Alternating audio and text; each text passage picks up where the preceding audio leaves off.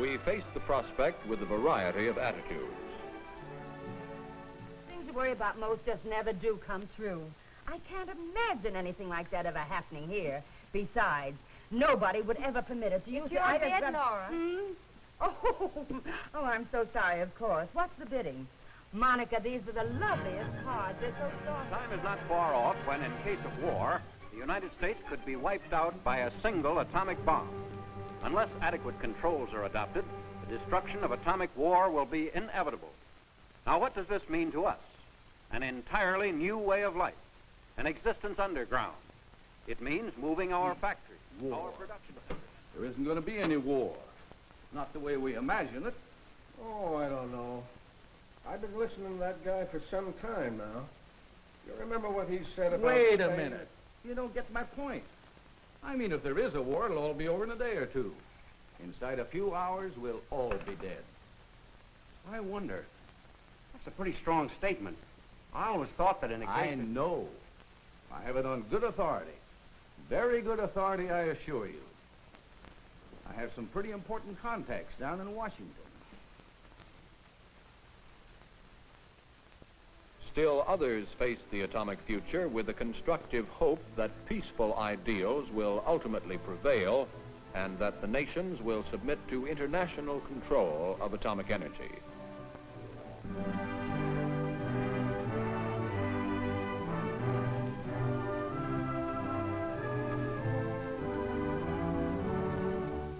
But until these peaceful ideals are realized, national security must depend upon immediate protective measures. The responsibility of preparing for atomic disaster rests in large part on the medical profession, both individually and collectively. More than that, it's our business, and there's a very good reason for this. We as doctors are particularly qualified by training and experience to deal with disaster. 2 world wars have taught us much. The handling of shock, blood banks, antibiotics are all recent developments that have been stimulated, in part, by war. Expert medical care of the injured in recent civilian emergencies reflects our wartime experience. But now, with the atomic bomb, we must once more revise our estimates, raise our sights, prepare to face disaster on an atomic scale.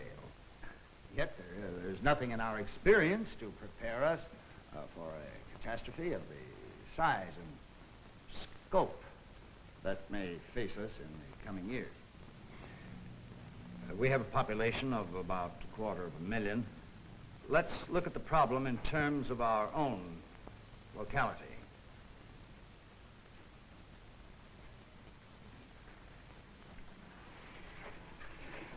If we superimpose the known pattern of atomic destruction on the city, we get a very graphic idea of the scope of the damage and resulting casualty effect.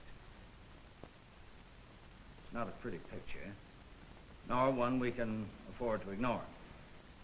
At least 60% of the residential sections would be heavily damaged, with relatively moderate damage to the outer suburbs. Within a radius of about half a mile of the detonation, practically everything is destroyed. City government, transportation, communications, power and light. The atomic bomb is primarily a weapon against cities, and particularly against cities of 250,000 inhabitants or more.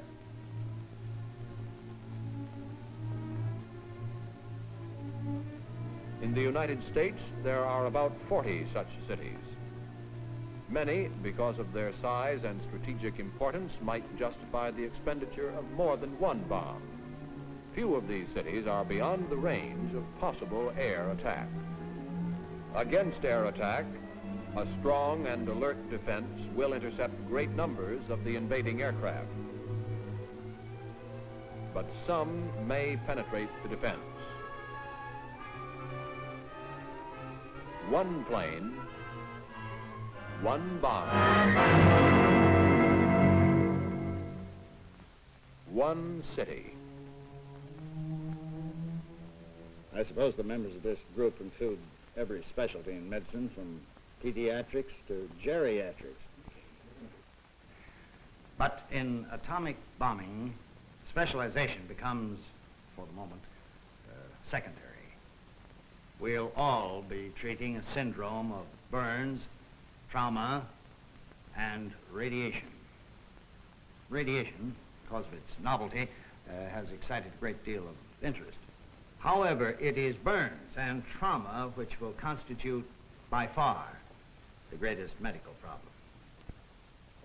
The number of casualties can be estimated with a fair degree of accuracy. Certainly they will number in the scores of thousands. Now, active military defense is, of course, not our problem. It is our responsibility to prepare the necessary medical services in case of disaster. It's largely a matter of supply and personnel. A single patient sustaining serious burns or trauma consumes a substantial amount of medical services and supplies. He may require surgical dressings, drugs, plasma, antibiotics, splints, whole blood. His treatment involves the services of doctors, nurses, technicians, and auxiliary personnel, not to mention a variety of medical equipment and facilities.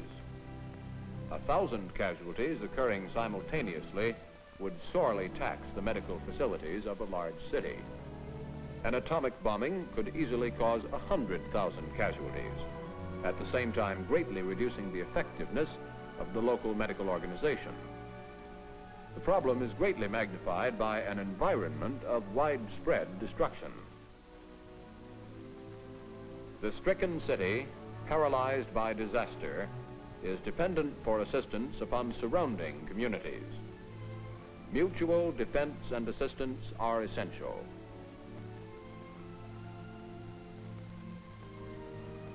Each community, although prepared to exert a measure of self-help, must look to its neighbors for effective aid.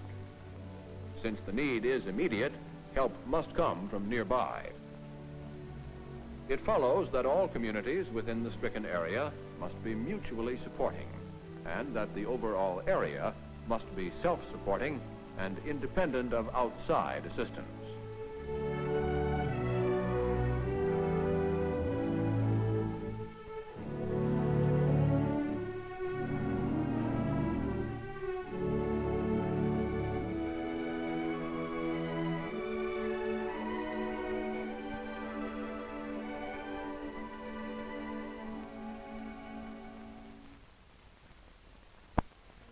Whole blood and plasma in immense quantities are essential to the treatment of burns, trauma, and radiation sickness. For this reason, entire populations must be blood typed and tagged in advance, instantly available in case of emergency. Technicians must be trained in venipuncture, transfusion techniques, and blood cross-matching. Universal donors particularly must be tested and tagged. As at present, whole blood cannot be stored for long periods, reserves of plasma must be increased 100 or 1,000-fold. Since no one locality can meet the blood requirements of atomic bombing, there must be a mobilization of whole blood on a wide regional basis. In an atomic bombing, adequate supplies of fresh blood will represent the difference between thousands of living and thousands of dead.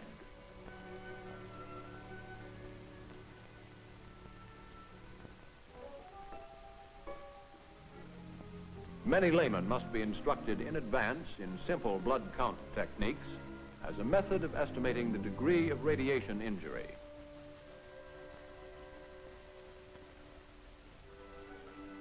Classes must be established in first aid and the practical handling of casualties. Now is the time when conditions are ideal to train first aid workers so thoroughly that each of them will be able to meet any emergency with the calm resourcefulness of veterans.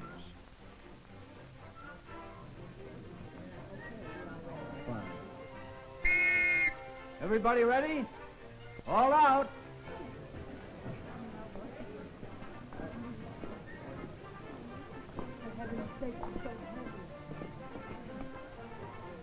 As a part of the same training program, local inhabitants must be instructed in convoy driving, not only for the evacuation of casualties, but also for transportation of essential medical supplies.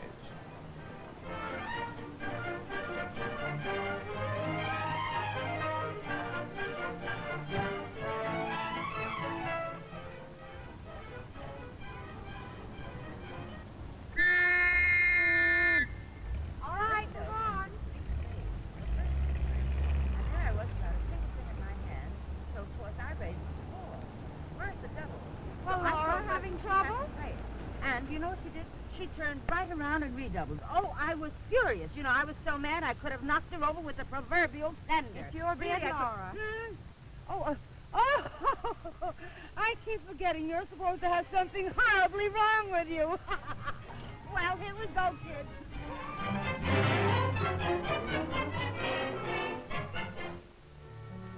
Preventive medicine must not be neglected. With many burns and mechanical injuries expected, plus disorganization of hygiene and sanitation, normal immunization measures must be extended to cover tetanus, typhoid, and paratyphoid inoculation of children and adults. As in any community endeavor, publicity must play its full part.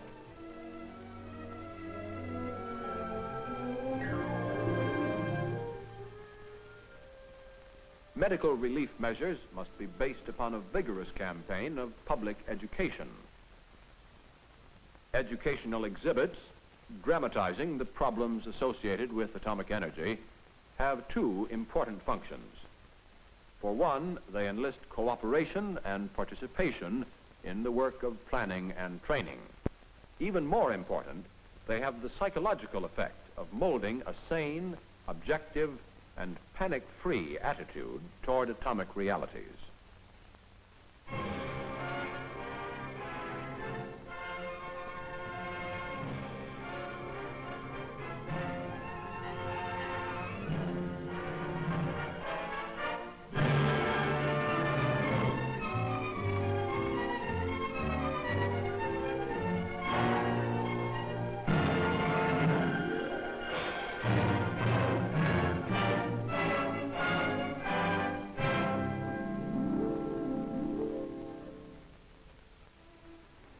This is Centerville, USA, a typical American city.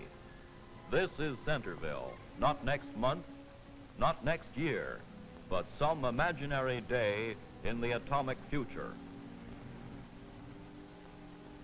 On this imaginary day, an enemy long-range bomber fights its way through our air defenses and approaches the city.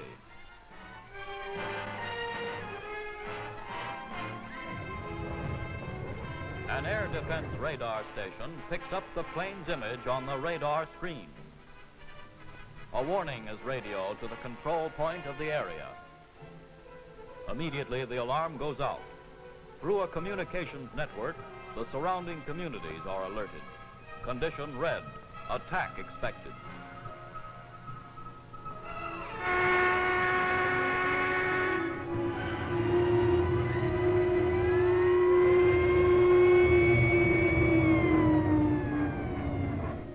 Now the weeks and months of rehearsal are ended. Now the lessons learned in exercises and mock drills are carried out in dead earnest.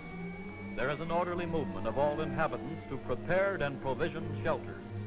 business and industrial activities cease in the expected target area. Against atomic bombing, appropriate shelters and adequate distance from the target are the best protection.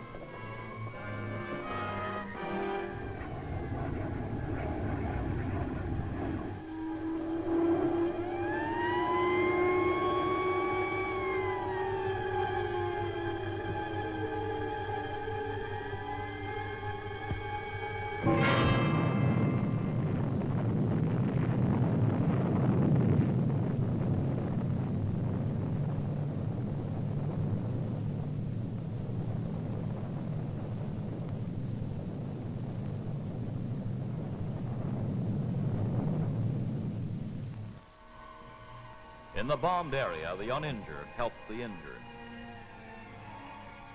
At the instant of disaster, self-help and survival are synonymous. Without delay, all surrounding communities send their support toward the scene of the devastation.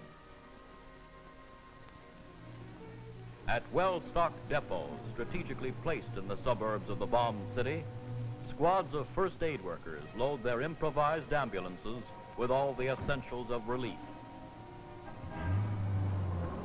Clothing, water, medicine, bandages, splints, stretchers, aid and succor for the wounded. The rescue squads follow thoroughfares which have been carefully chosen to give the best access to the city. The lifeline of supply and evacuation is established. When the debris of fallen buildings blocks the way, bulldozers smash through the obstacles. Ahead lies an area of utter destruction with thousands of men, women, and children in critical need of assistance.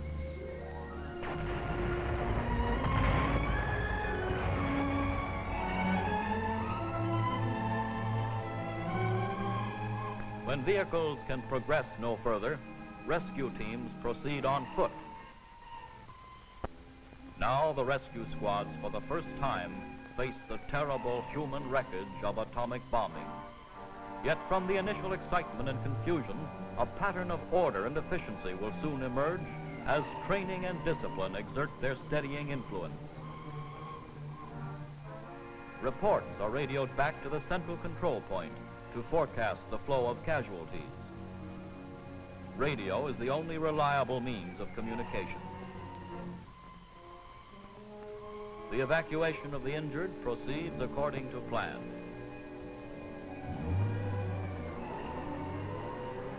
At casualty collecting stations in the suburbs of the target city, well-trained personnel are ready to administer emergency care to successive waves of wounded. Stretcher cases, ambulatory cases, burns, fracture, loss of blood, the entire gamut of atomic injury. The work of medical relief progresses, directed from the main control point, purposely located in a protected site far outside the city. As in any battle, all information is recorded and evaluated on a master map of the area. Around the map, the strategy and tactics of relief are planned and activities in the field directed and synchronized. Throughout the disaster, evacuation of casualties continues to casualty collecting stations outside the bombed area. From their places of safekeeping, medical supplies pour into the devastated city. At the casualty collecting stations, patients are separated into 3 groups according to the severity of their injuries. In the first group are those with minor injuries. Have his dressings examined, and as soon as he feels able, put him to work. We need every bit of help that we can get. Minimum treatment and immediate discharge clears the way for more urgent cases. The second group includes those who are seriously injured and yet can be evacuated for intensive treatment. Evacuate him immediately to the radiation center and have him kept under constant observation. The third group is made up of those who are critically injured and who cannot be evacuated. For these, survival, if possible at all, depends upon emergency life-saving care on the spot. You better hold him here for observation. It may be a lethal dosage. Still, you can't always be sure. The degree of radiation exposure is determined by the individual's position relative to the bomb center and by the protection afforded by solid material.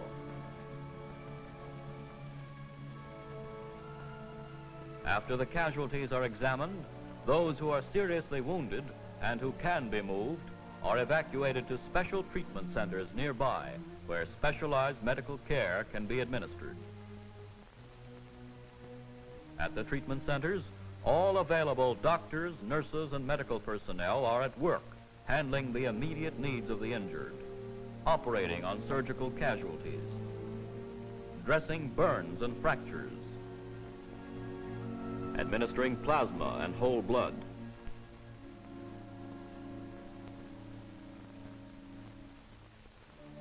refugees and those discharged from treatment centers are directed to temporary shelters in surrounding communities. At the same time, public health is energetically protected. When infectious diseases break out, public health authorities establish rigid quarantines to reduce the spread of the disease. As a further public health measure, water, food, and sewage are kept under strictest control. Throughout the crisis, all activities are synchronized from the central control point. Only through centralized control, careful planning, and extensive preparation can personnel, supplies, and transportation be utilized efficiently in the interests of a stricken population.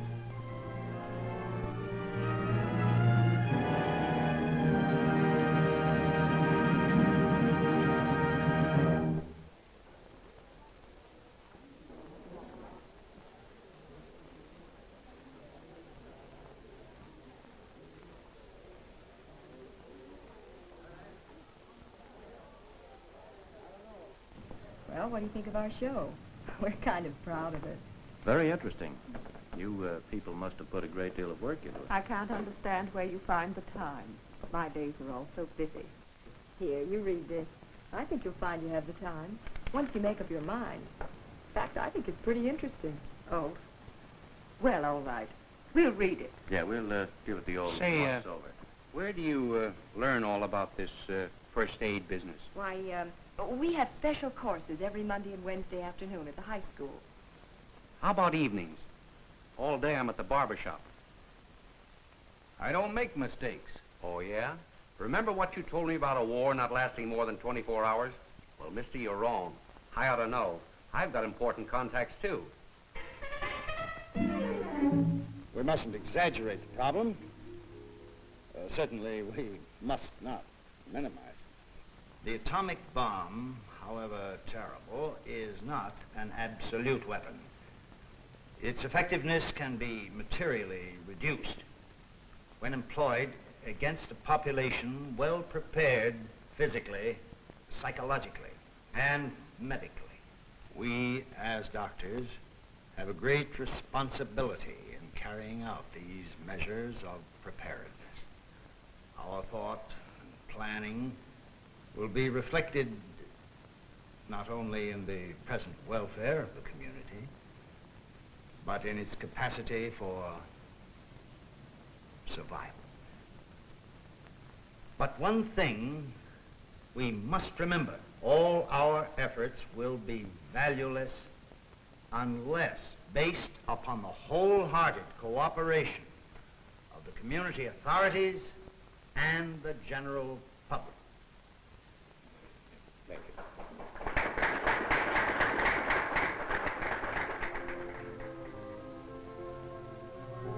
In the event of atomic war, the fate of any city will depend in large part upon the skill and knowledge of the entire medical profession, assisted by medical technicians in great numbers, directing their combined efforts towards full preparedness. The life of the community will also depend upon the energetic and far-sighted planning of community officials. But no single group or profession alone can cope effectively with problems of such size and complexity. Since atomic war is in a very special sense total war, it must evoke a total effort. Most important in this effort will be the full participation of the entire local population in a broad program of mutual protection.